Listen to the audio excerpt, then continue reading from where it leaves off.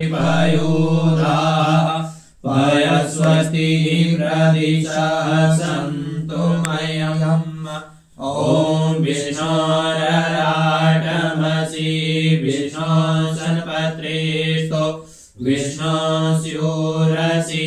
विष्णोन्द्रोऽसि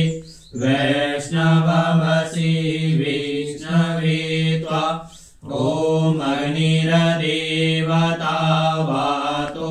देवता सूर्यो देवता चन्द्रमा देवता वसवो देवता रुद्रा देवता आदित्या देवता मरुतो देवता विश्वे देवा देवता बृहस्पतिर्देवतेन्द्रो देवता वरुणो देवता ॐ द्यौः शान्ति अन्तरिक्षं शान्ति पृथिवी शान्ति आप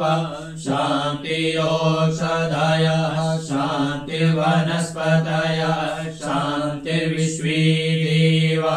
शान्ति ब्रह्मा शान्ति सर्वगुण शान्ति शान्ति देवा शान्ति सामा शान्तिरेदिषु शान्तिर्भवतु ॐ विश्वानि देव सवितर्दुरितानि परासुव यद्भद्रं तन्नासुव इमानुग्राय तपसि कपर्दिने क्षयद्युराय प्रवर महीमति यथा समसद्विपदे चतुष्पदे विश्वं पुष्टं ग्रामे अस्मिन् धनातुरं न होमितं तदेवः सवितुर्यज्ञं प्राहुर्बृहस्पतये ब्रह्मणे तेन यज्ञमवतेन यज्ञपतितेन माभव मनो ज्योतिरजुगतमाजस्य बृहस्पति यज्ञमिमं तनोत्वरिष्ठं यज्ञवं समिमं ददातु विश्वे देवा सह्यमादयन्तामो प्रतिष्ठा एक वै प्रतिष्ठा नाम यज्ञो यत्रैतेन यज्ञेन यजन्ते सर्वमेव प्रतिष्ठितं भवति ॐ गणानां त्वा गणपतिं हवामहे प्रियाणां त्वा प्रियपतिं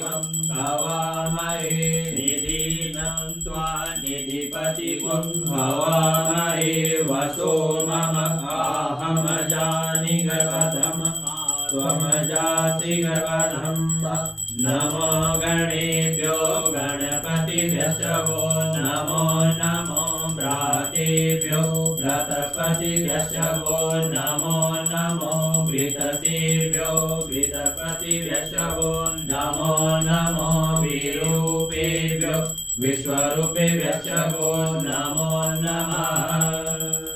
ओम शुभकं जगदन्तस्य कपिलो गजगणकालनम्बोधश्च विक्टो विघ्नाशो विनायकः धूम्रकेतुर्गणाध्यक्षो बालचन्द्रो गजानन द्वादशीकानि नामानि अपरे शृणुयादपि विद्यारम्भे विवाहे च प्रवेशे निर्गमे तदा संग्रामे सङ्कटैश्चैव विघ्नस्तदा न जायते